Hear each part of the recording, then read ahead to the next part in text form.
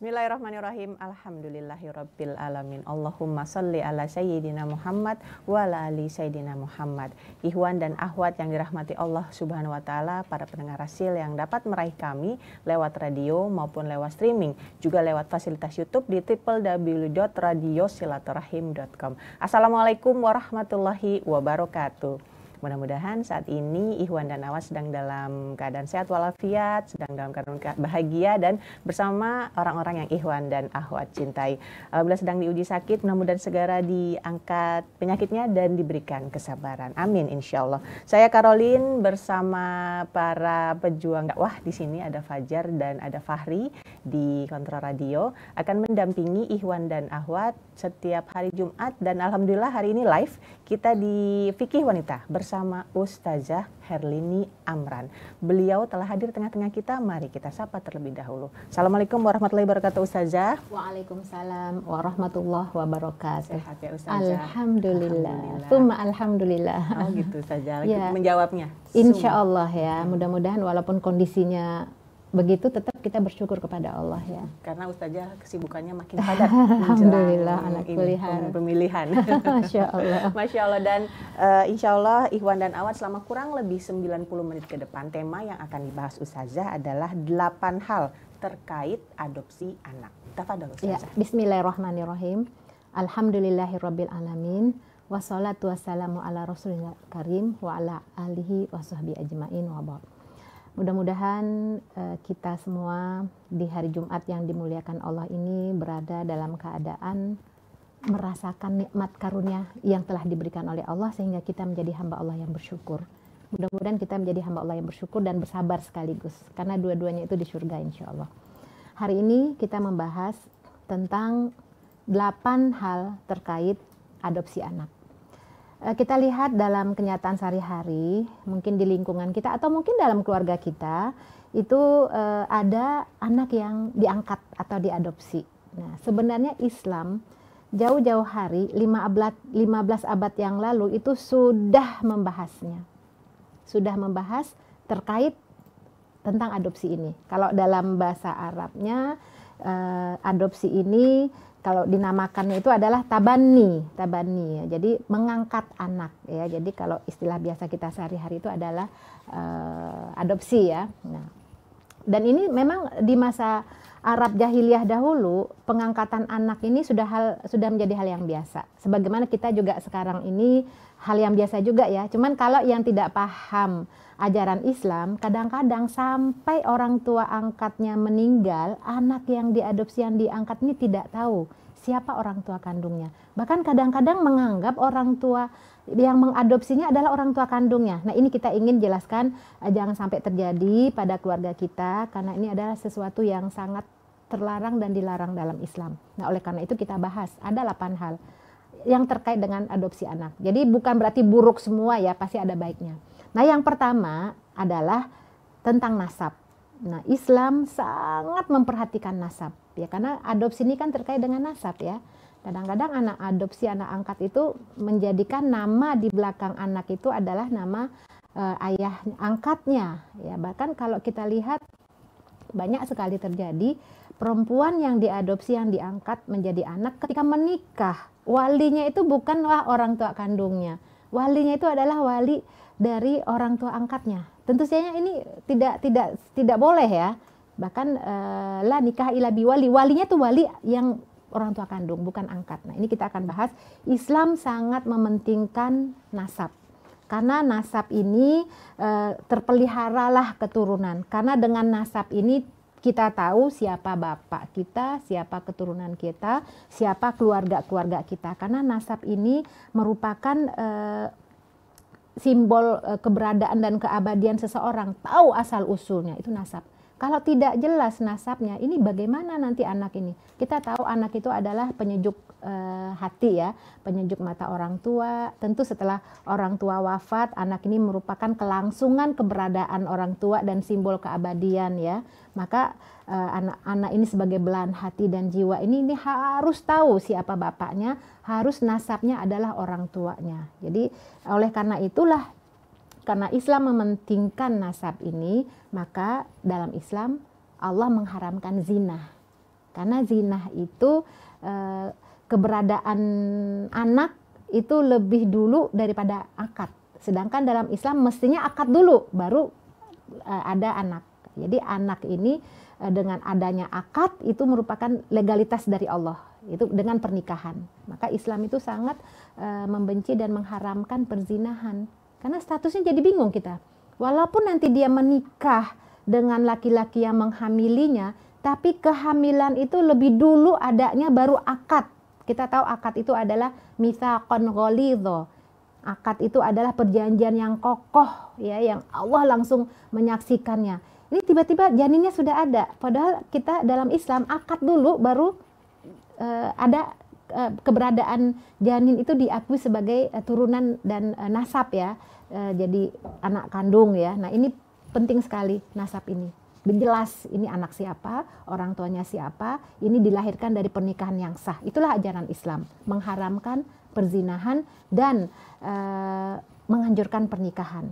Kemudian juga kita lihat dengan menikah ini juga lah terjaga nasab, ya. Kita tahu keturunannya, garis keturunannya dari orang tua yang baik siapa itu. Ini pertama, ya. Islam itu sangat mementingkan nasab. Ya, jangan sampai nasab kita tidak tahu siapa ayah kita dilahirkan oleh orang tua yang mana, itu harus tahu. Dan kita sangat sayangkan, ya, anak-anak yang dilahirkan di luar nikah ini kadang-kadang dibuang oleh orang tuanya, ya, oleh ibunya, diangkat oleh orang yang berbaik hati. Terus nasabnya mana? Ini anak tidak salah sebenarnya, tapi orang tuanya lah yang menyebabkan anak ini menderita seumur hidup karena tidak tahu siapa orang tuanya. Nah, ini yang pertama. Nasab itu sangat penting dalam ajaran Islam, jadi kita harus tahu asal usul kita, ya. Itu yang pertama. Yang kedua, nasab anak tetap melekat pada anak. Jadi artinya kalau di zaman jahiliyah dulu, mungkin sekarang juga masih ada, ya, sisa-sisa jahiliyah. Itu di zaman jahiliyah Arab dulu, itu anak angkat, itu nasabnya itu digantikan dengan orang tua angkatnya. Jadi diberi hak tanpa kecuali pada anak tersebut. Jadi dia juga dapat apapun seperti anak kandung. Dan nasab anak itu melekat pada garis keturunannya padahal bukan orang tua kandung. Dan ini pun terjadi pada Rasulullah SAW yang terkait dengan Zaid bin Harithah. Ya. Jadi kalau kita lihat dahulu, kalau kita lihat sababun nuzul, ya, surat Al-Ahzab ayat 4 dan 5 yang berbunyi a'udzubillahi minasyaitonirrajim. Wa ma ja'ala ad'iyaakum abnaakum dzalikum qaulukum biafwahikum. Allah tidak menjadikan anak-anak angkatmu sebagai anak kandungmu sendiri. Yang demikian itu hanyalah perkataanmu di mulutmu saja. Kemudian dijelaskan lagi oleh Allah yang lebih tegas, ya, ud'uuhum liabaihim huwa aqsatu indallah. Panggillah anak-anak angkat itu dengan memakai nama bapak angkatnya. Itulah yang lebih baik dan adil pada sisi Allah. Jadi artinya dalam hal ini jelas, ya, Allah cantumkan, Allah masukkan itu dalam surat Al-Ahzab ayat 4 dan ayat 5. Nah, bagaimana kalau tidak tahu? Fa illam ta'lamu aba'ahum, kalau nggak tahu bapaknya di mana, siapa dan bagaimananya, bagaimana? Nah, Allah berikan jalan keluar, fa ikhwanukum fiddin. Mereka itu adalah saudaramu dalam agama. Ya, artinya kalau nanti dia tidak ketahuan siapa bapaknya, mungkin wallahu alam anak dibuang gitu, ya. Ya udah, itu berarti anak saudara kita seagama. Ya, fulan, kalau nanti dia perempuan, ya binnya bin fulan, bukan bin bapak angkatnya. Nah, jadi walaisa alaikum junah fima akhtatum bih. Kalau udah terlanjur, nggak ada dosa bagimu. Mungkin ada yang belum tahu, ya, nggak tahu hukumnya, baru mendengar sekarang, baru belajar sekarang, udah terlanjur, nggak ada dosanya, tidak ada masalah, ya. Apa yang terjadi di masa lalu karena kekhilafan. Yang penting sekarang adalah ud'uhum li abaihim. Kalau ya sekarang gantilah nasabnya, jangan bapaknya tapi bapak angkatnya. Kalau dulu nggak tahu nggak apa-apa. Nah, ini terkait dengan Zaid bin Harithah. Jadi Zaid ini ditawan. Jadi kalau kita lihat sejarahnya dahulu, Zaid yang anak angkat Rasulullah yang namanya sampai Zaid bin Muhammad itu dulu ditawan sejak kecil. Kemudian dibeli oleh Hakim bin Hizam. Kemudian diberikan Zaid kecil ini kepada bibinya Khadijah binti Khuwailid. Ya. Kemudian setelah menikah dengan Rasulullah, Ibunda Khadijah ini beliau hibahkan, beliau berikan kepada suami tercinta Rasulullah SAW. Nah, oleh Rasulullah dibebaskan, dimerdekakan dan diangkat jadi anak, ya, Zaid kecil ini. Nah, setelah Zaid ini agak besar, datanglah pamannya, datanglah ayahnya minta lagi. Dulu kan ditawan. Dulu tuh kalau ada ini ya, ada sesuatu kabilah misalnya tuh ada yang mungkin merampok atau mengambil apa tuh, jadi yang dirampok tuh ditawan, itu bisa dijual. Kalau dulu kan masih ada budak-budak begitu ya. Nah, setelah mereka tahu keberadaan, dilacak ya keberadaan di mana ini Zaid, akhirnya datanglah ayah dan paman Zaid ini kepada Rasulullah untuk minta dikembalikan. Ini anak kami yang dulu hilang nih, yang masih kecil nih, tolong dikembalikan kepada kami. Nah, akhirnya Rasulullah memberikan Zaid pilihan. Artinya Rasul tidak mau, karena memang Rasul ini sangat penyayang ya. Zaid ini juga orangnya baik, Rasul juga sangat penyayang. Kemudian berat memang berpisah dengan anak yang sudah diangkat jadi anak ya, anak angkat. Kemudian Rasul memberikan pilihan kepada ayah dan pamannya setelah dimerdekakan. Zaid, sekarang kamu pilih, kamu silakan kalau mau ikut ayah dan pamanmu atau ikut aku. Nah, ini Zaid ternyata lebih memilih ikut Rasulullah SAW karena dia saksi yang langsung nyata bagaimana akhlak Nabi. Dia merasakan berada di bawah perlindungan Rasulullah itu lebih aman, lebih baik kondisinya. Nah, itu ya. Jadi dulunya Zaid ini sampai Rasulullah itu mengiklankan menyebarkan, memberikan informasi sebelum turun ayat ini ya, sebelum turun ayat 4 dan 5 surat Al-Ahzab ini, dulu Rasulullah itu memberikan pengumuman. Ini Zaid sudah saya merdekakan, ini Zaid sudah saya angkat jadi anak, sekarang namanya Zaid bin Muhammad. Nah, ternyata Allah berkehendak lain. Allah menginginkan nasab anak itu harus jelas, dan anak angkat itu bukanlah anak kandung. Ud'uhum li abaihim, panggil dia dengan nama ayah angkatnya. Jadi itu pertama ya. Artinya yang kedua, artinya nasab anak tetap melekat pada anak tersebut. Siapa ayahnya? Anak itu ada anak ayahnya, bukan dari nasab orang tua angkat, walaupun diangkat sejak masih bayi, ya kan ada ya, bahkan mungkin ada yang sejak hamil. Ada beberapa kasus yang pernah kita tangani, ibu ini kondisi ekonominya agak kurang, kemudian ada tetangganya yang baik, yang mampu ya, terus dia katakan kepada tetangganya itu, nanti ibu, ini anak saya udah banyak, ini saya lagi hamil, nanti kalau lahir, kalau ibu mau nanti saya kasih ibu, katanya gitu ya. Jadi ada yang sedang dalam kandungan pun sudah ditekin gitu, udah mau rencananya mau dikasih ke orang. Nah, kita bisa bayangkan ya, ketika bayi mungil kecil kita asuh, itu rasa sayang tuh luar biasa. Tapi ternyata dalam Islam, walau bagaimanapun sayang kita kepada anak angkat kita yang telah kita asuh sejak bayi, tetap dia adalah anak orang tuanya ya. Jadi itu yang kedua, nasab anak tetap melekat kepada anak ya. Kadang-kadang kita temukan Mbak Olin, karena sayangnya orang tua angkat kepada anak angkatnya itu disembunyikan nasab anak tersebut. Dia tidak memberitahu asal usul dari orang tuanya diambil di mana. Itu ada hal itu yang itu luar biasa, itu tidak dibenarkan di dalam Islam, memutuskan silaturahim ya. Bahkan ada hadis riwayat Abu Dawud, manidda'a ila ghairi abihi, di sini ada beberapa riwayat ya, manidda'a ila ghairi abihi wa huwa ya'lam annahu ghairi abihi fal jannah alaihi haram. Di hadis yang lain mengatakan fa alaihi laknatullah, baginya adalah jadi barang siapa yang namanya itu dinasabkan kepada yang bukan orang tuanya, bukan walinya, dan dia tahu itu bukan walinya, maka surga haram baginya. Kalau di yang tadi riwayat Abu Daud, laknat Allah baginya terus berkelanjutan. Jadi kita tidak ingin dalam rumah tangga, dalam kehidupan kita itu mendapatkan laknat Allah, jauh dari rahmat Allah. Maka jangan sembunyikan siapa nama orang tua dari anak yang kita angkat ini.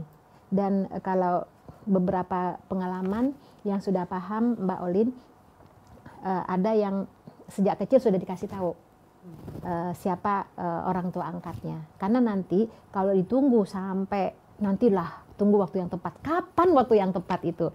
Pasti akan menemukan kebimbangan, kapan ya waktu tepatnya. Ada rasa tidak tega, ada macam-macam lah. Ketika dari awal, dari kecil, dari dini itu diberitahu, itu kemungkinan anaknya sudah siap.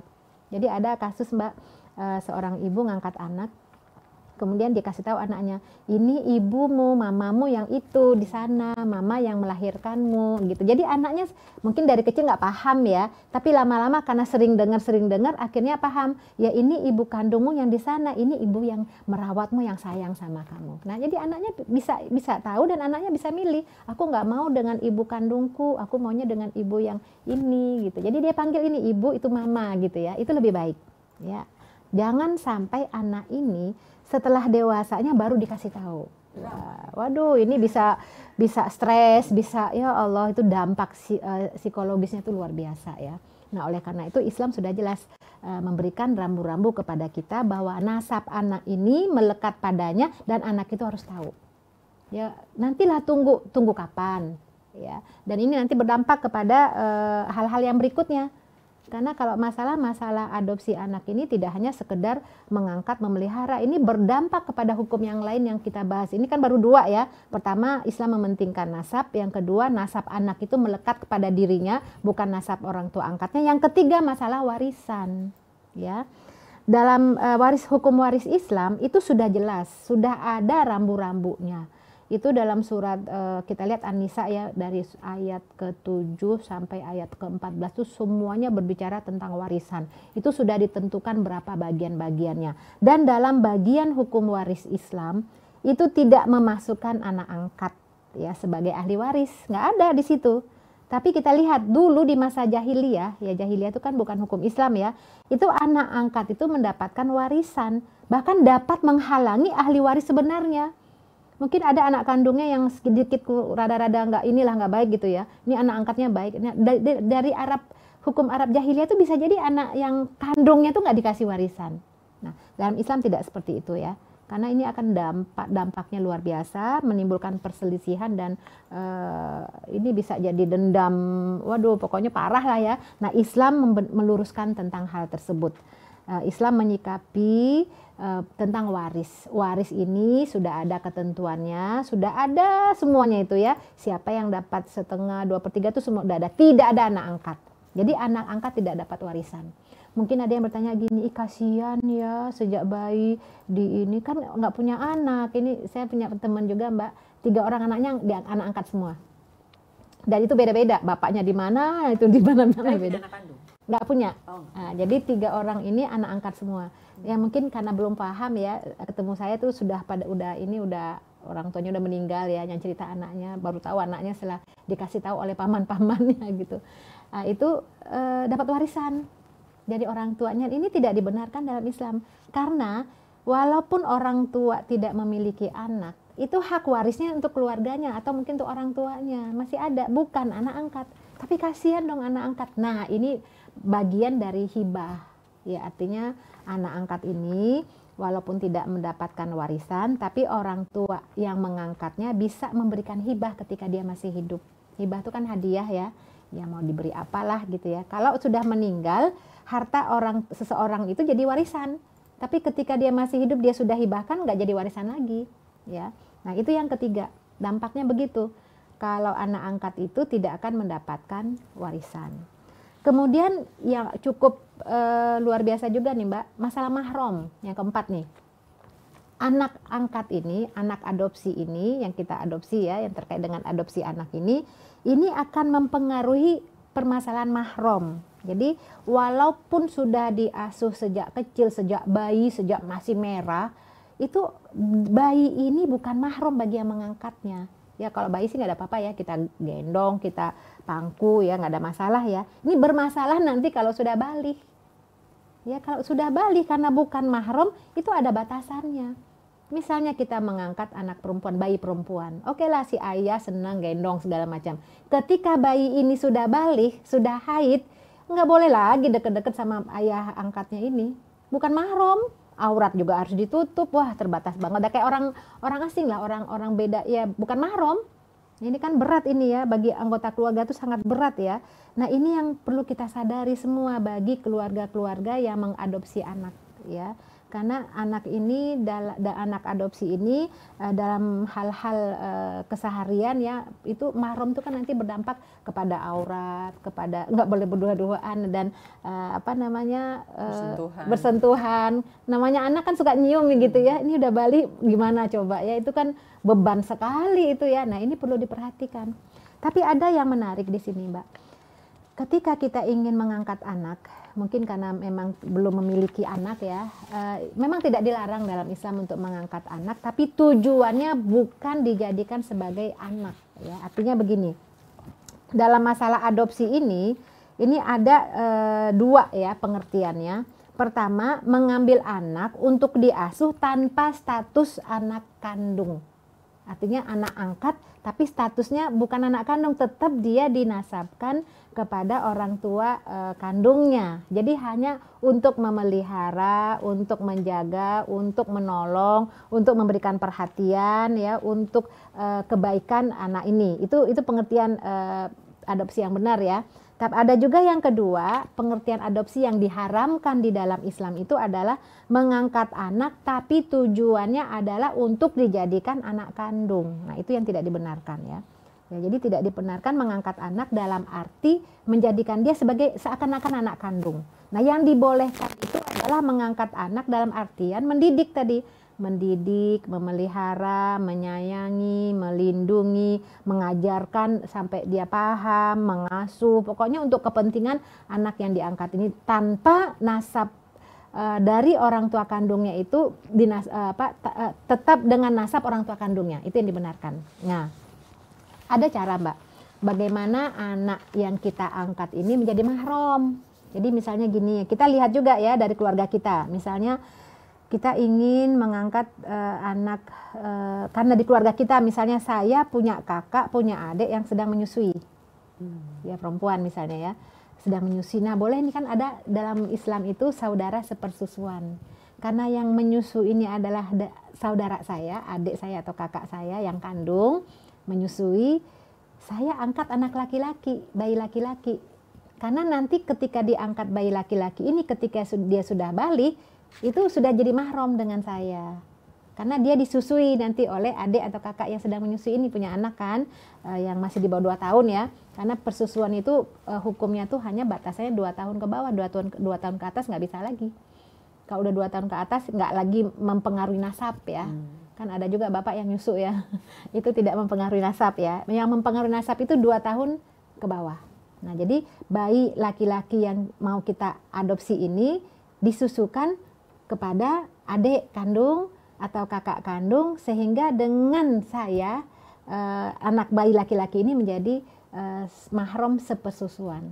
Atau misalnya kalau pihak suami punya kakak, punya adik perempuan yang sedang menyusui, ya ada anak perempuan, bayi perempuan yang akan diadopsi, nanti setelah dia balik menjadi saudara sepersusuan dengan jadi bibi sepersusuan dengan suami gitu ya. Jadi itu untuk sedikit solusi ya bagi yang menginginkan adopsi anak tapi nggak punya, bagaimana ya.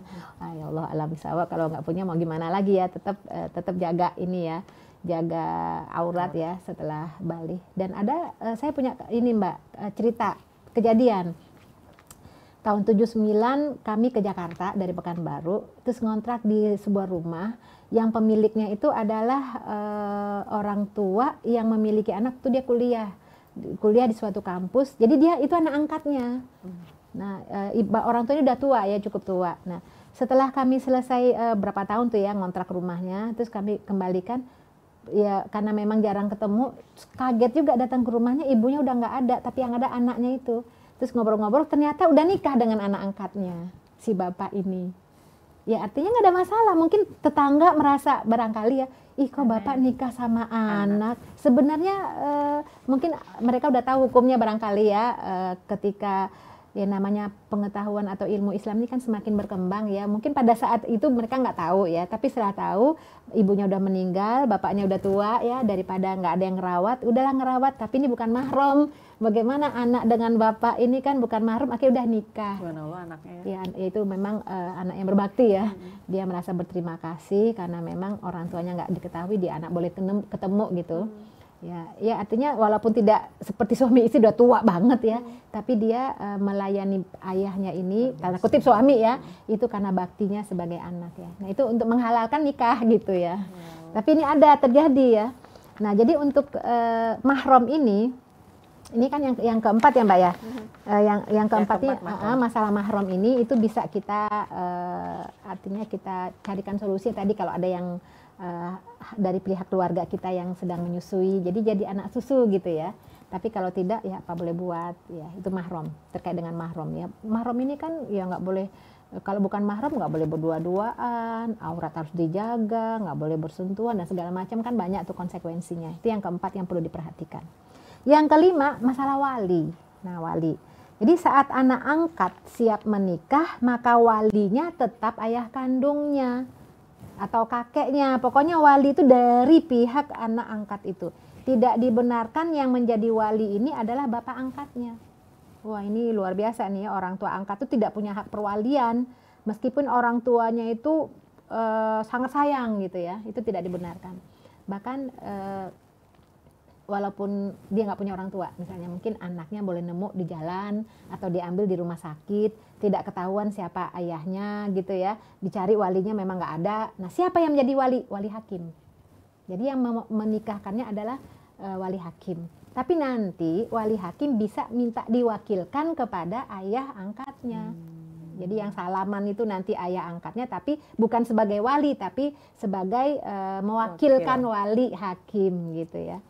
Ini juga kita ada kasus ya di keluarga saya itu ada keluarga ya yang pas akad nikah dengan penghulu itu ternyata ayahnya yang mau salaman dengan ini ponakan saya ya, yang ponakan saya laki-laki itu ternyata bukanlah kakak kandungnya, itu ada kakak angkatnya. Jadi istrinya ini dulu diambil, diasuh.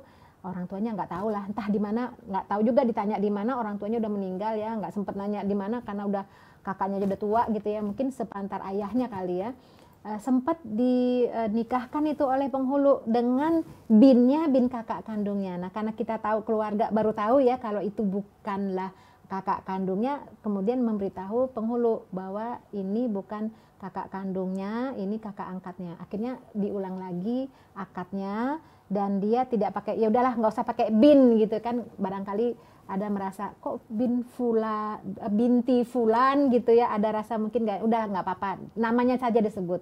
Jadi itu alhamdulillah itu di last minute itu ya, artinya belum sempat pergi penghulunya, alhamdulillah artinya udah selesailah masalahnya. Ini yang baru ketahuan. Bagaimana kalau yang tidak ketahuan, yang sudah terjadi kasus orang tuanya udah meninggal, dia tahunya mungkin dari keluarga jauhnya setelah anaknya dewasa ya, itu walau alam bisawab, artinya kalau orang yang tidak tahu ya mau bagaimana lagi ya. Kalau udah tahu kan itu bisa teknis ya, masalah-masalah teknis. Tapi yang penting adalah yang kita harus pahami bersama bahwa ayah angkat tidak bisa menjadi wali bagi anak angkatnya. Itu yang kelima. Yang keenam, mantan istri dari anak angkat halal untuk dinikahi oleh bapak angkatnya. Masya Allah. Kayak judul TV. Mantan istri anak angkat halal dinikahi oleh bapak angkat. Okay. Ya sebenarnya Mbak Olin, peristiwa Rasulullah menikahi mantan istri Zaid bin Harisah itu yaitu Zainab itu kan itu memang di masa dahulu tuh jadi perbincangan banget ya, karena di masyarakat Arab jahiliyah dulu itu tabu banget. Artinya anak angkat sudah diangkat menjadi anak, jadi istrinya nggak boleh lagi dinikahi. Tapi Allah ingin hukumnya itu jelas di masyarakat, itu bagi Rasul itu berat banget sebenarnya. Itu perintah untuk menikahi mantan dari istri anak angkat. Itu Rasul itu berat sekali ya, sampai turunlah surat Al-Ahzab ayat 37. Lama qada Zaidun minha wa tarazawajnaha. Ini maksudnya dalam ayat ini disebut nama Zaid. Jadi salah satu nama sahabat, bukan salah satu, satu-satunya ya, nama sahabat yang disebut dalam Al-Quran itu si Zaid. Karena Zaid ya, lama qada Zaidun minhu wa taran zawajnakaha likai la yakuna 'alal mu'minin haraj. Jadi setelah Zaid mengakhiri pernikahannya dengan istrinya telah menceraikannya, maka kami nikahkan kamu dengan dia supaya tidak ada lagi keberatan bagi orang mukmin untuk mengawini istri-istri dari anak-anak angkatnya. Jadi artinya menikahnya Rasulullah dengan Sayyidat Zainab ini itu dalam rangka untuk meluruskan tradisi yang keliru pada masa Arab Jahiliyah. Karena anak angkat dianggap sebagai anak kandung, jadi istrinya tidak boleh dinikahi, maka Islam datang mendobrak tradisi itu, berat bagi Rasulullah itu ya. Jadi memang Rasulullah itu sempat juga mendiamkan, artinya aduh gimana ya rasanya tuh ya.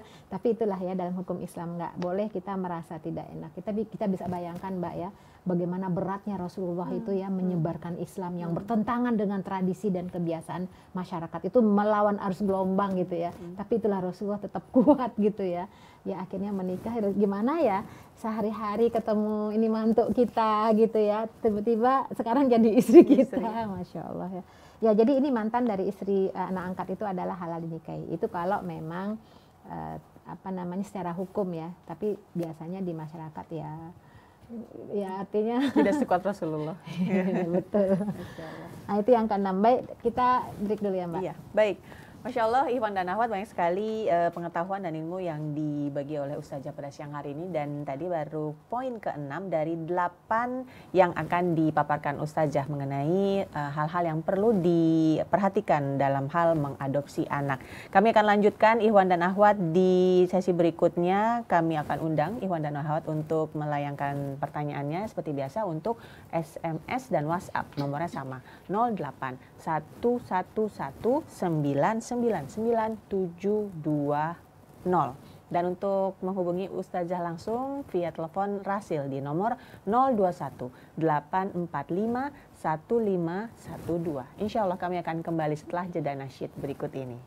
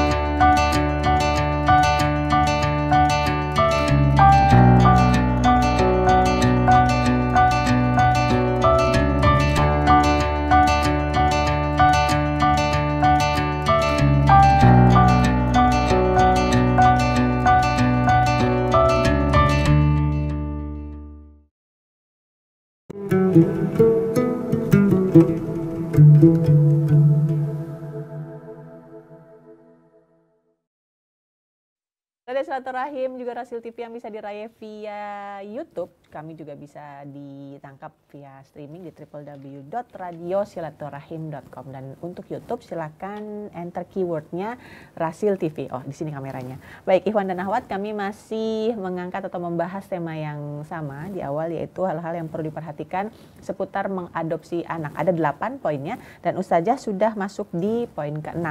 Akan dilanjutkan lagi, Ustazah, tafadhol Ustazah. Ya, yang ke-7 sekarang ini, tadi kita sudah bahas masalah hukum-hukumnya, kewaspadaan kita jangan sampai kita nggak paham masalah mahram dan seterusnya. Sekarang yang menggembirakan.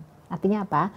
Ketika kita mengangkat anak, mengadopsi anak, berarti kita mendidik mereka ya, kita memelihara mereka. Nah, bagi seseorang yang mengadopsi anak yatim misalnya ya, atau anak yang terlantar, yang miskin, yang nggak punya apa-apa, yang kita tujukan hanya untuk kepentingan anak, masa depan anak tersebut, untuk mendidik dan memuliakan mereka, menjaga mereka, kita didik dengan didikan yang baik, kita asuh, itu luar biasa pahalanya.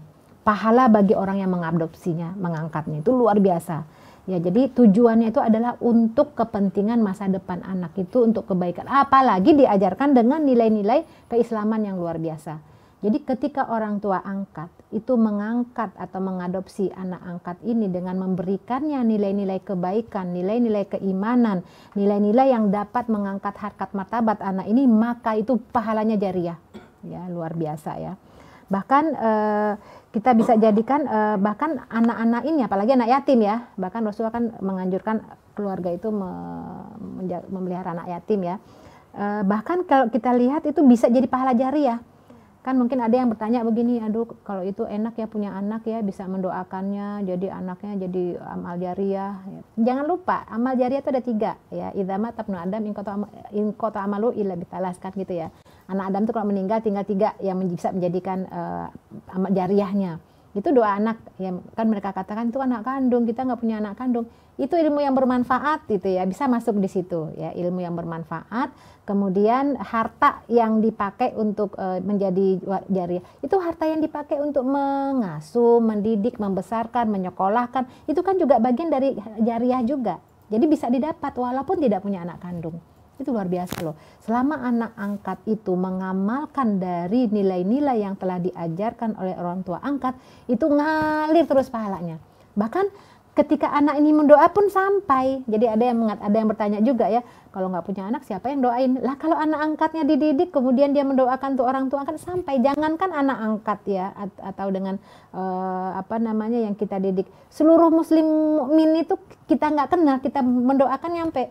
Bukankah kita sudah diajarkan doa Allahumma gfirli wali walidayya walil mu'minina wal mu'minat wal muslimina wal mu'minat al ahya minhum wal amwat. Itu kan jelas ya, minta pengampunan kepada Allah untuk diri kita, orang tua kita, untuk mukmin mukminat yang masih hidup ataupun yang sudah meninggal. Itu sampai insya Allah doa-doa tersebut. Apalagi anak yang kita angkat sejak kecil, kita jaga, kita pelihara, kita berikan kasih sayang, kita didik dengan nilai-nilai Islam, menjadi anak yang soleh atau solihah, bahkan bisa jadi ahlul Quran. Subhanallah, itu luar biasa pahalanya ya.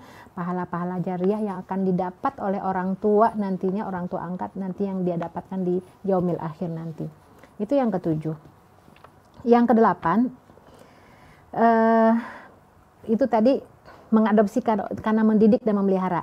Kemudian pahala yang luar biasa itu kalau yang lebih khusus itu ya, tadi kan umum ya, yang diadopsi ini adalah anak yatim atau anak miskin. Kalau tadi mungkin anak-anak yang biasa saja ya. Nah, kalau ada nilai lebihnya, plusnya itu ada anak yatim. Jadi ketika kita mengadopsi anak yang kita adopsi adalah anak yatim. Kalau anak yatim itu Mbak, itu yang meninggal bapaknya ya, yang meninggal bapaknya, bukan yang meninggal ibunya. Kalau yang meninggal ibunya, bapaknya kan bisa kawin lagi. Kenapa dibilang anak yatim itu bapaknya meninggal? Karena bapak meninggal kan tulang punggung pencari nafkah udah nggak ada lagi. Kalau kita kenalnya yatim piatu gitu ya. Sebenarnya kalau dalam Islam yatim itu adalah yang bapaknya udah nggak ada. Ya. Kan kalau bapaknya masih ada, yang meninggal ibunya kan bapaknya bisa melihara, kan bisa nikah lagi. Tapi seorang ibu bagaimana? Ya. Maka dalam hadis juga disebutkan ya, ana wa kafilul yatim fil jannah hakadha wa asyara ila bisababah wal wusto. Jadi kata Nabi, aku dengan anak yatim tuh seperti ini nih ya. Jadi dekat hubungannya dengan Rasulullah ya. Artinya luar biasa nih orang-orang yang memelihara dan menjaga anak yatim ya. Mudah-mudahan keluarga yang memelihara anak yatim itu Allah berkahi kehidupan keluarganya. Allah berikan rezeki yang berlipat insya Allah, apalagi dididik dan diasuh dengan nilai keislaman. Ya, inilah Mbak 8 hal yang terkait dengan adopsi anak. Baik, alhamdulillah telah kita ikuti bersama Ikhwan dan Akhwat tadi mengenai 8 hal yang perlu diperhatikan seputar mengadopsi anak. Dan kami akan langsung masuk ke tanya dan jawab saja, boleh ya? Silakan. Karena sudah ada beberapa yang masuk lewat WhatsApp Rasil, di antaranya ada dari, tadi saya baca dari Bunda Syifa, betul. Dari Bunda Syifa di Bekasi Timur. Assalamualaikum warahmatullahi wabarakatuh, Ustazah. Waalaikumsalam warahmatullahi wabarakatuh. Ada seorang ayah yang mempunyai anak hamil di luar nikah dan si lelaki tidak ingin bertanggung jawab. Kemudian akte bayi tersebut diikutkan ke ayah perempuan atau si ibu bayi. Bagaimana dalam hukum Islam? Syukran atas pencerahan. Ya, ini memang permasalahan dilematis dalam kehidupan kita ya. Intinya begini, kalau masalah akte, jadi memang ada ulama juga beda pandangan ya. Ada yang saklek, pokoknya apapun bentuknya nggak boleh gitu, walaupun hanya berupa kertas gitu ya, atau berupa administrasi saja, itu mungkin yang ketat. Tapi bagi kita artinya gini, selama anak ini tahu siapa ayah kandungnya, atau mungkin dia tahu dia tidak memiliki ayah kandung, itu nggak ada masalah. Kalau akte itu kan hanya berupa maaf. Kalau akte ini kan hanya berupa administrasi saja, karena negara kita negara hukum. Habis kalau nggak begitu gimana? Jadi tetap anak ini harus tahu siapa ayah kandungnya, atau siapa maksudnya siapa ayah angkatnya. Maaf.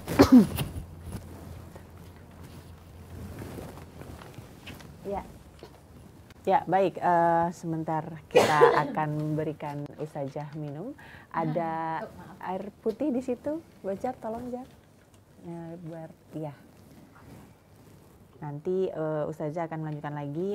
Sementara itu saya masih himbau Ikhwan dan Akhwat untuk menyampaikan pertanyaannya, baik itu lewat WhatsApp maupun SMS di mohon maaf jadi yang diambil adalah air minum yang sudah kosong. Jadi saya bilang fokus. Ikhwan dan Akhwat silakan menyampaikan pertanyaannya di nomor SMS dan WhatsApp di 081119999720 dan nomor telepon 8451512. Dan memang sudah ada beberapa yang masuk, nanti akan bergantian kami akan bacakan setelah Ustazah agak baikan. Alhamdulillah. Enakan Ustazah? Ini lagi gatal tenggorokan ya. Kalian ada yang membicarakan di belakang enggak ya Ustazah? Kata orang sih gitu. Itu sih mitos ya. Mitos. Baik Ustazah, afwan dilanjutkan Ustazah mengenai pertanyaan tadi Bunda Syifa. Ya, jadi begini Bunda Syifa, yang penting anak ini harus tahu bahwa ketika dia dimasukkan ke dalam akte ini, itu bukan berarti dia bagian dari itu ayah angkatnya ya, kan berarti kan dia menasabkan kepada kakeknya ya. Nah, itu udahlah, itu dijadikan sebagai administrasi saja sebagai warga negara Indonesia. Tapi untuk kedepannya, artinya ini perempuan apa laki anaknya nih ya? Ya, disebutkan. Ini tidak bisa, kalau dia perempuan maka dia tidak bisa nanti ketika menikah yang mewalikannya adalah kakeknya atau saudara dari ibunya itu ya, walinya ada wali hakim itu ya. Kemudian juga mungkin ketika kakeknya meninggal dia tidak mendapatkan warisan. Nah, kemudian kalau ibunya ini yang tadi hamil ya di luar nikah, menikah lagi misalkan, memiliki anak-anak, itu bukan tidak bisa juga, kalau dia laki-laki tidak bisa juga nanti mewalikan adik-adiknya. Karena itu bukanlah adik ya dalam hukum, karena dia nggak, statusnya nggak jelas kan. Dia itu misalnya dia laki-laki, dia itu kan dengan ibunya itu ya nggak ada ikatan, artinya hanya sebagai anak yang dilahirkan. Jadi nanti jadi terbatas hubungannya dengan anak-anak dari ibunya tersebut gitu. Jadi ini memang kasihan ya anak-anak kita ini ya, kalau sampai jauh dari nilai-nilai keislaman, kemudian hamil di luar nikah tuh dampaknya besar, dan yang merasakan kesulitan itu adalah anak tersebut ya.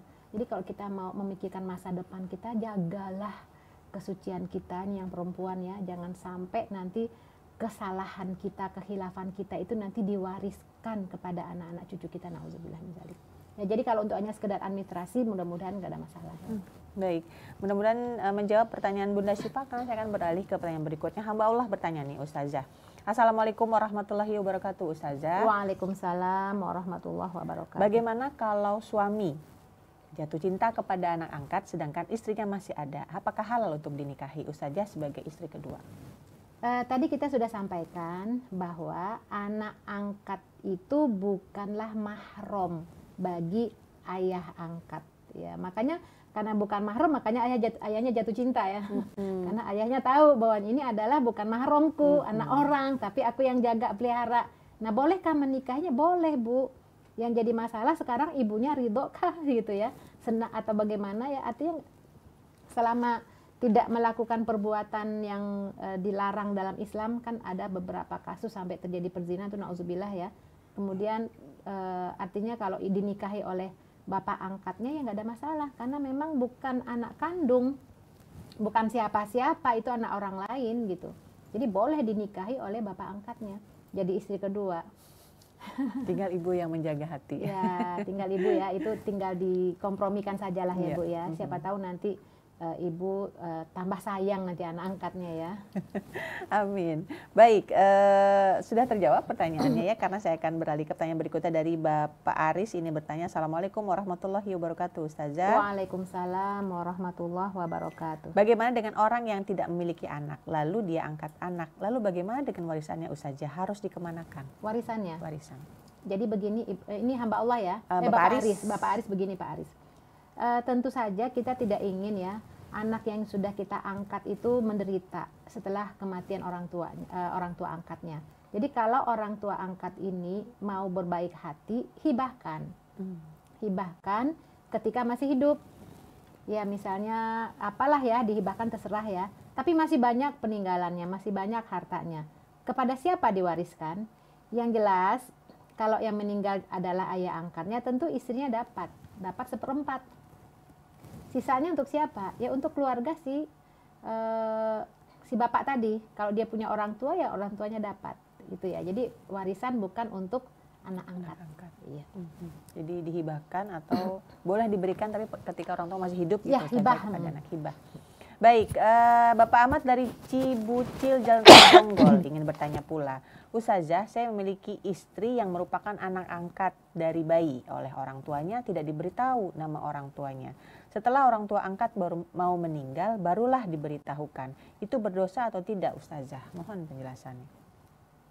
Yang berdosa ini mungkin tanya orang tuanya ya. Ya, yang jelas mungkin orang tuanya nggak paham ya. Allah itu kan Maha Pengampun lagi Maha Penyayang ya.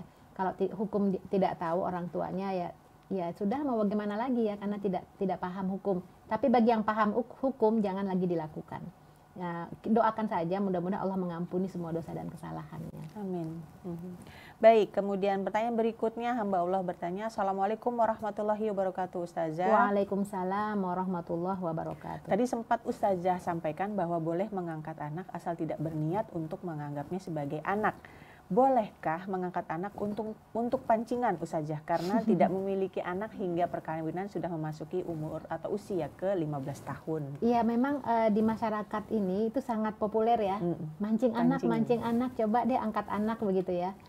Sebenarnya kalau itu tujuannya untuk mancing gitu ya, maksudnya untuk siapa tahu bisa, itu urusan Allah ya. Karena ada beberapa kasus juga udah mengangkat anak, enggak juga hamil-hamil ya. Jadi intinya agar semua apa yang kita lakukan ini mendapatkan pahala dari Allah, tidak sia-sia, niatkan tidak hanya sekedar pancingan, tapi niatkan untuk membantu, memelihara, menjaga, mendidik anak yang kita angkat ini ya. Jadi tidak hanya sekedar memancing-mancing ya. Jadi mudah-mudahan luruskan aja niatnya ya. Itu dia ibu ya, hamba Allah. Hamba Allah. Luruskan niatkan karena Allah ya. Jadi bukan hanya sekedar memancing-mancing. Ya.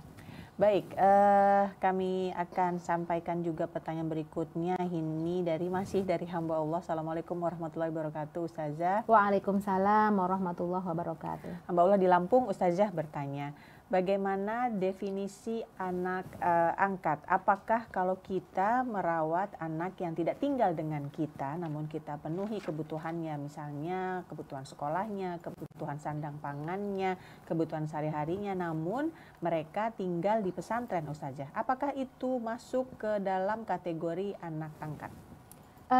Kalau istilah kita tabani itu mengangkat anak tuh biasanya ya istilahnya itu dipelihara bersama kita, disekolahkan, dididik itu ya biasanya.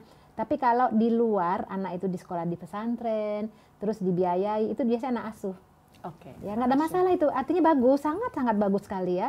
Asal dengan syarat nasab anak itu bukan didasarkan kepada orang yang membantunya itu ya, tapi dia jelas orang tuanya siapa, jadi itu biasanya anak asuh biasanya.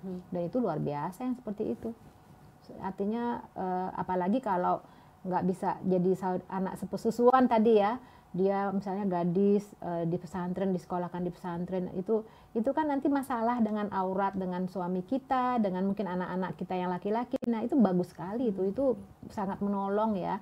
Dan kita himbau kalau bisa bagi orang tua yang mampu secara ekonomi itu bisa menjadi orang tua asuh bagi anak-anak kita yang berkekurangan, terutamanya anak-anak yatim, bukan disekolahkan di pesantren, itu luar biasa, itu bagus banget itu. Jadi sebenarnya malah jadi ada minat positifnya ya, kalau beda rumah ya Ustazah. Ya, jadi tidak terhambat ya dengan masalah-masalah teknis ya kayak mahram apa gitu ya. Ya siapa tahu nanti kalau punya anak juga misalnya ya bisa dinikahkan gitu ya.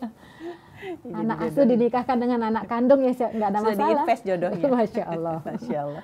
Baik, saya akan beralih ke Ibu Linda ini di Pamulang. Assalamualaikum warahmatullahi wabarakatuh, Ustazah. Waalaikumsalam warahmatullahi wabarakatuh. Ustazah, ada yang bilang bahwa memelihara atau merawat anak yatim susahnya luar biasa karena mereka cenderung sulit diatur, temperamental, dan kadang-kadang sulit untuk kita kendalikan. Apakah betul, Ustazah? Secara umum ya di masyarakat itu seperti itu ya. Tapi sebenarnya mindset kita aja. Kalau dari awal kita sudah punya mindset anak yatim pasti susah diatur, pasti ini. Itu biasanya kan perlakuan itu tergantung apa yang kita pikirkan ya. Tapi benar kok dia. Nah sekarang kita bisa rubah, ini anak sebenarnya butuh perhatian. Anak ini butuh kasih sayang. Karena dia tidak ada yang memperhatikan, tidak ada yang menyayangi, dia cari perhatian dengan perilakunya.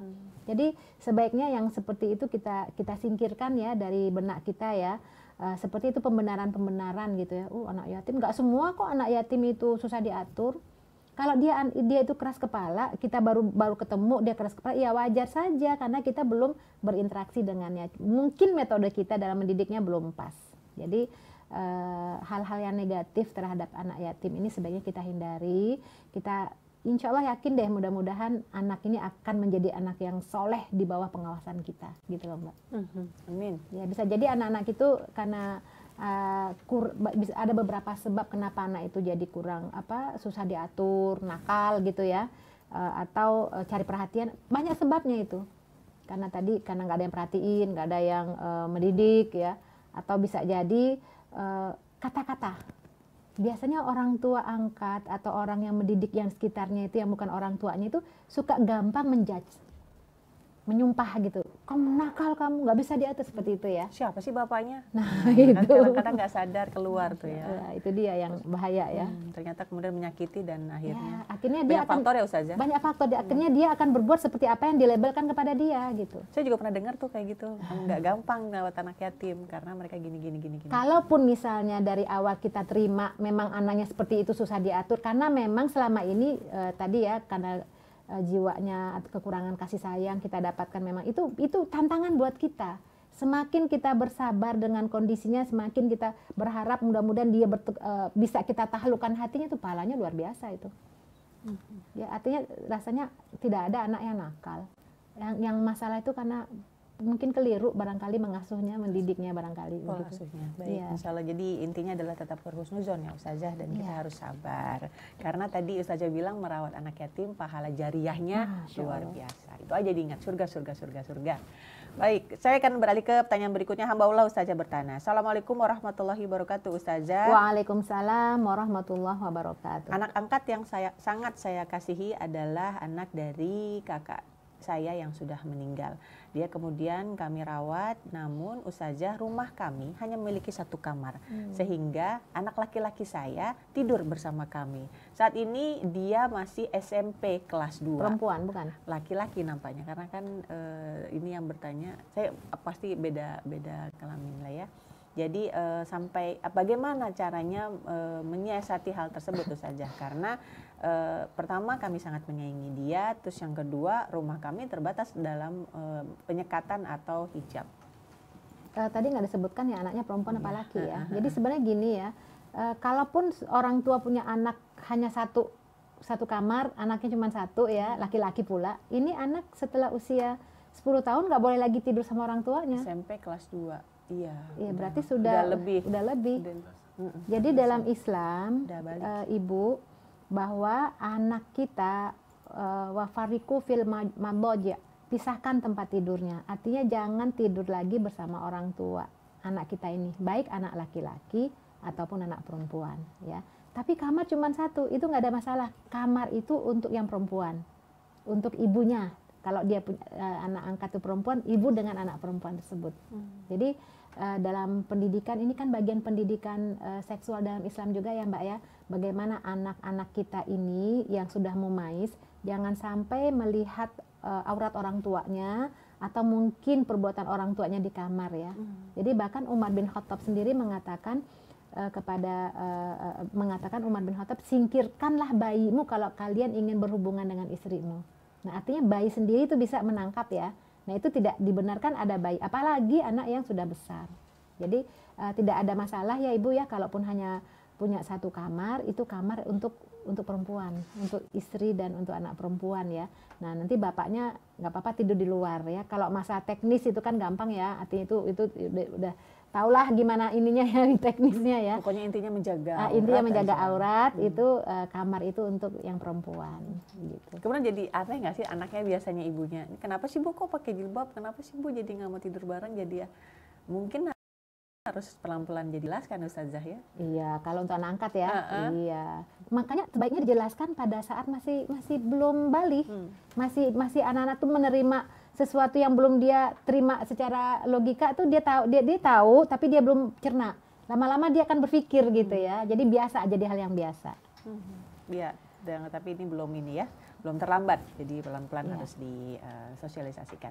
Baik, saya beralih ke pertanyaan berikutnya dari Hajah Titin di Bantar Gebang. Assalamualaikum warahmatullahi wabarakatuh Ustazah. Waalaikumsalam warahmatullahi wabarakatuh Hajah Titin. Ya baik, mudah-mudahan sehat ya Ibu Hajah. Terima kasih sudah menanyakan Rasil. Pertanyaan Ibu Hajah adalah, Ustazah, kalau misalnya kami ingin tetap mempertahankan anak angkat kami, walaupun orang tuanya yang menurut pandangan kami tidak bertanggung jawab telah memintanya. Usia anak angkat saya saat ini sudah menginjak 9 tahun, lucu sekali, perempuan. Namun orang tuanya yang dulu menitipkan kepada kami berkeras ingin mengambilnya kembali. Apakah kami orang tua angkat tidak memiliki hak sama sekali atas anak angkat kami, Ustazah? Memang ini ya jadi dilema juga ya Mbak ya. Ini dirawat sejak kecil. Kemudian anaknya tumbuh ternyata cantik, diminta oleh orang tuanya. Dalam ini Mbak ya, dalam aturan kita itu ada hal-hal yang Undang-Undang Nomor 23 Tahun 2002. Ini kita kalau bicara negara hukum tentu ada aspek legalitas hukum ya. Itu Undang-Undang Nomor 23 Tahun 2002 tentang perlindungan anak terkait pengangkatan anak. Jadi bagi orang tua yang ingin mendapatkan legalitas dari negara, jadi kalau ada sesuatu apapun nanti nggak mudah ya, itu silakan secara resmi diinikan ya, ya artinya kalau ya ini secara hukum ya. Jadi kalau anak ini karena masih 9 tahun, karena orang tuanya bisa menjamin pendidikannya, kasih sayang, itu biasanya diserahkan ke orang tua angkat. Nanti bisa tanya lagi ya kepada yang lebih paham ya. Tapi kalau dia sudah balik, anak ini bisa ditanya, kamu mau tinggal sama siapa? Mau orang tua kandungmu atau orang tua angkat? Biar anak itu yang memilih. Ya. Jadi kalau orang tua, jadi ini kan untuk legalitas hukum, barangkali mungkin ada orang tua yang merasa, kita udah dari awal memelihara, udah sayang, tahu-tahu anak ini mau ini, so gimana sih, kayaknya kayak dirampas gitu ya. Nah ini bisa dengan aspek hukum ini bisa dibahas dan diputuskan ya. Makanya dari awal ketika kita mengadopsi anak itu biasanya ada ininya Mbak, ada Hitam di legalitas atas hukumnya. putih. Iya, itu biasanya pakai di dinas sosial atau apalah ya, ada ininya. Jadi nanti dari pemerintah itu akan memberikan hak asuh gitu ya.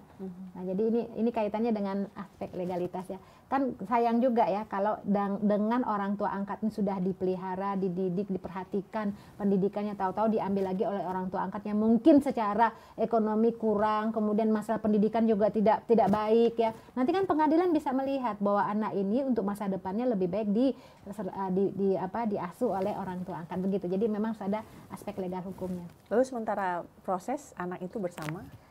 Selama anak ini belum balik ya, jadi bisa bersama orang tua angkatnya. Atau anak ini bisa ditanya. Cuman kalau anak yang belum balik dia akan belum bisa ini. 9 tahun tuh. 9 tahun tuh belum balik. Jadi anak ini nggak akan bisa. Nah, beda ya dengan Zaid. Zaid ini ketika dia masih kecil gitu ya, masih artinya belum dewasa gitu, ketika ditanya oleh Rasulullah, kamu silakan pilih. Jadi anak itulah yang ditanya. Mau ikut ayah dan pamanmu atau ikut aku? Nah, Zaid memilih ikut Rasulullah. Nah, mungkin ibu nanti bisa waktu-waktu ini ya, dengan anak lagi deket, nanti tanya aja, kamu mau ikut ibu atau ikut ini? Nanti anak itulah yang ini, ibu sayang deh sama kamu. Jadi nanti anak ini sendiri akan menolak bersama orang tuanya. Baik. Agak rumit ya Ustazah. Ya memang ada legalitas hukum sebenarnya ya. Mudah-mudahan diberikan jalan keluarnya Ibu Hajah ya. Baik, ini nampaknya masih ada waktu. Satu pertanyaan terakhir Ustazah. Assalamualaikum warahmatullahi wabarakatuh. Waalaikumsalam warahmatullahi wabarakatuh. Hamba Allah Ustazah. Kemarin adik kami dan suaminya berpulang karena kecelakaan. Saat ini kedua anaknya yang masih di bawah usia dewasa, yaitu di bawah 17 tahun, di rumah orang tuanya bersama pembantu. Dan kami sangat bingung karena dari pihak keluarga laki-laki yang merupakan non-muslim ingin mengadopsi atau mengangkat anak dari keponakan kami. Bagaimana ini Ustazah? Kalau misalnya kedua orang tuanya meninggal, sebenarnya keluarga mana yang lebih berhak? Keluarga yang laki-laki atau perempuan? Ya, ini juga bagian dari hal yang perlu kita perhatikan ya. Ada beberapa hal, fatwa MUI juga tahun 84 juga membahas tentang masalah nasab ini ya. Jadi kalau kita dalam Islam, walaupun sebenarnya kalau dalam Islam keluarga pihak laki-laki dulu yang bertanggung jawab ya terhadap ponakan-ponakan anak-anaknya itu ya. Itu kan kalau bapaknya juga keluarganya muslim. Nah, nanti bisa dilihat di fatwa MUI itu ya. Fatwa MUI tahun 84 itu mengenai pengakuan nasab itu ya. Jadi kalau dalam hal ini keluarga bapaknya non-muslim, maka kita yang dari pihak perempuan ya, itu lebih berhak untuk mengambil. Dan itu segera Bu ya, dan anak-anak ini diberikan pengertian. Karena kita bisa bayangkan ya, kalau anak-anak diasuh dengan orang-orang yang beda keyakinan, itu jadi apa nantinya? Makanya kita harapkan mudah-mudahan anak-anak muslim itu jangan pernah diadopsi oleh orang-orang non-muslim. Ya, walaupun dari sisi kesejahteraan itu menjanjikan, nauzubillah min dzalik, ini akan bertanggung jawab di hadapan Allah. Ya, tapi kalau muslim, bahkan kita sudah diatur kok. Saya tidak ingat ya, itu di undang-undang itu paling tidak jangankan di anak adopsi ya, beda keyakinan. Pendidikan agama pun ya kan ada ya di sekolah ya, itu ketika sekolahnya sekolah tertentu ya, agama tertentu, itu kalau beda keyakinan itu tidak boleh diberikan pelajaran agama dengan yang beda keyakinan gitu, apalagi kalau sampai diasuh ya. Jadi kita bedakan ya, kalau udah ada kaitannya dengan non muslim, maka yang lebih utama dan berhak adalah yang sesama seakidah, begitu Mbak. Baik, mudah-mudahan dilindungi Allah ya, ponakan-ponakannya ya, Ibu hamba Allah. Dan ini juga merupakan pertanyaan terakhir, Ustazah, kiranya kesimpulan Ustazah untuk menutup perjumpaan kita. Ya, pendengar yang dirahmati Allah, dalam setiap perbuatan tentu ada ketentuan dan syaratnya. Ketika kita membahas adopsi dan membahas pengangkatan anak, tentu ada syarat dan ketentuan yang telah diberlakukan oleh Islam. Kita sangat baik mengangkat anak, memelihara, menjaga, tapi bukan untuk dinasabkan sebagai orang tua kandung. Ini merupakan amal jariah, ini merupakan pahala yang akan terus mengalir, tapi dengan ketentuan dan syarat, tidak diperlakukan sebagai anak kandung. Dan mudah-mudahan dari niat baik ini mendapatkan barokah, pahala dari Allah, dan mudah-mudahan dari apa yang telah kita tanam kita akan dapatkan pahala, kita akan tuai hasilnya. Doa yang terus dialirkan oleh anak-anak angkat kita untuk orang tua angkatnya. Mudah-mudahan semua membawa keberkahan bagi kita semua. Aku lu qauli hadza astaghfirullahi wa lakum. Assalamualaikum warahmatullahi wabarakatuh. Waalaikumsalam warahmatullahi wabarakatuh. Alhamdulillahirrahmanirrahim. Ikhwan dan akhwat, begitu banyak pengetahuan yang kita dapat siang hari ini. Insya Allah berkah untuk kita dan berkah juga untuk guru kita Ustazah Herlina Amran Amal Jariyah karena berbagi ilmunya pada siang hari ini. Dan jangan lupa ikhwan dan akhwat, jangan beranjak dari frekuensi Anda karena setelah ini kami akan memutarkan rekaman acara Ahlan wa Sahlan dengan tamu Ustadz Muhammad Romzul Islam mengenai metode membaca Al-Quran Al-Barki. Metode belajar bisa membaca Al-Quran selama 200 menit. Jadi bagi ikhwan dan akhwat yang berminat sekali untuk mengikuti metode ini, silahkan simak setelah Fikih Wanita ini berakhir. Dan saya Caroline yang bertugas pada hari ini, didampingi ada Ondi dan rekan-rekan yang cantik dari PKL ini. Terima kasih sudah meluangkan waktunya untuk sama-sama menuntut ilmu di sini. Mudah-mudahan berkah. Juga Fahri yang ada di Finser Radio. Terima kasih. Bang Yusuf sekarang, bentar lagi akan rolling dengan Bang Yusuf.